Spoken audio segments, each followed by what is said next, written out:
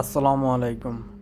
মাত্র অল্প দিনে অনেক দামি ফসল এখন বলা যায় বরবটি। আমাদের এলাকায় এই মুহূর্তে আপনার ৮০ টাকা মতো কেজি চলে। আর এটা দেখতে পাচ্ছেন আমার মাছের প্রজেক্টের উপরে, আমার প্রজেক্ট না, মানে যেখানে বরবটিটা লাগানো এটা হচ্ছে আমার পাশের প্রজেক্ট যার, মানে ঘের যার, ওনার ইসে। কারণ এটা হচ্ছে আমরা বরবটি স্বাভাবিক আমরা রোপণ করি না বলতে একদম না তা না, আমাদের সামান্য খাওয়ার জন্য কিছু থাকে। তো এটা না রোপণ করার কারণ হচ্ছে এর ওয়েট একটু কম হয়, তো এই জন্য আমরা রোপণ করি না। আমার আব্বু পছন্দ করে না, ওর ওয়েট অনেক কম।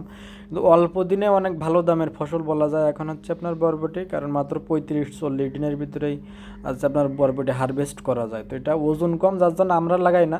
আপনারা চাইলে ছাদে বলেন বা এরকম ঘেরের জমিতে বলেন, বা ঘেরের যেটা আমরা ভেড়ি বলি, এটা ভেড়ির উপরে রোপণ করা বা নিট জমিতে রোপণ করা খুব একটা যুক্তি হবে না, কারণ এটা বেশি দিন থাকে না। 60-70 দিনের বেশি বরবটি আসলে রাখা মুশকিল।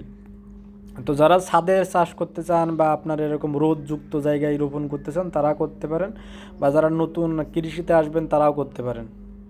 বিশেষ করে যারা ছাদে সবজি চাষ করতে চান তাদের জন্য রিকোয়েস্ট করব যে আপনারা নতুন, যেহেতু আর ছাদে সব কিছু হয়ও না, কারণ ছাদে শক্তির স্বল্পতার কারণে সব ফলন পাওয়া পর্যন্ত যায় না, হয়তো কিছুদিন গাছের পরে গাছগুলো নষ্ট হয়ে যায়।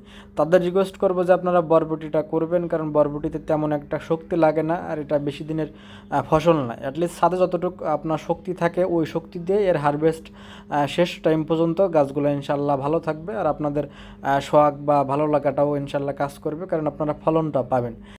ছাদে এমন জায়গায় রোপণ করবেন যেখানে সবসময় রোদ থাকে, কারণ রোদযুক্ত জায়গায় বরবটি বলেন বা লতা জাতীয় যে সবজিই বলেন প্রচুর পরিমাণ হয়, এদের দরকার রোদ। এরা যদি রোদ পায় ইনশাল্লাহ অনেক ভালো ফলন দেয়। যেমন দেখতে পাচ্ছেন আমার যে সাইডটা আমি ক্যামেরা ধরছি বা ফ্রন্ট সাইড আপনারা যেটা দেখতে পাচ্ছেন, এখানে কিন্তু প্রচুর পরিমাণে বরবটি। কিন্তু বরবটি ওর পাতার কালার বা গাছের কালার, যার জন্য আমি আসলে অত সুন্দরভাবে দেখাইতেও পারি নাই, আর যেহেতু বরবটির সাইজ ছোটো হয় এই জন্য অত সুন্দর দেখানো যায় না। সেটি কিন্তু প্রচুর বরবটি। কিন্তু অপোজিট সাইডে যেটা, মানে ব্যাক সাইড যেটা, ওইখানে কিন্তু তেমন একটা বরবটি নেই, কারণ ওইখানে রোদ পায় না। এই জন্য যারা রোদযুক্ত যত জায়গা আছে তারা আপনার জমিতে বলেন বা ছাদে বলেন, তারা বরবটিটা ইজিলি চাষ করতে পারেন, কারণ এখানে তেমন পরিচর্যার কিছু নেই, তেমন রোগও হয়ও না। যারা নতুন জায়গায় রোপণ করবেন তাদের ইনশাল্লাহ রোগ হবে না।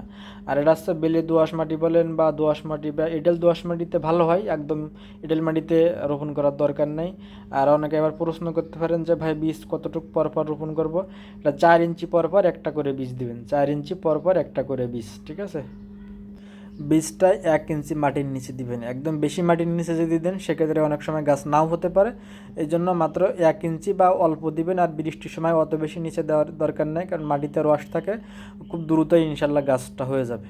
আমি সবসময় আপনাদের বলার চেষ্টা করি যারা নতুন কৃষিকাজে আসবেন তারা লতা জাতীয় সবজিগুলো করবেন, কারণ এটা লতা জাতীয় সবজিগুলো খুব সহজ, অল্প দিনেই ফলন পেয়ে যাবেন। এক বছরের যে ফসলগুলো এগুলো একটু কঠিন কাজ, নতুন যারা তারা না পারাটাই আসলে স্বাভাবিক। আর আপনারা সিমটা বাদে লতাজাত যে কোনো সবজি করতে পারেন, কারণ সিমে কিন্তু যথেষ্ট কঠিন একটা কাজ, প্রায় প্রতিদিনই কীটনাশক স্প্রে করা লাগে, না হলে সিম হয় না।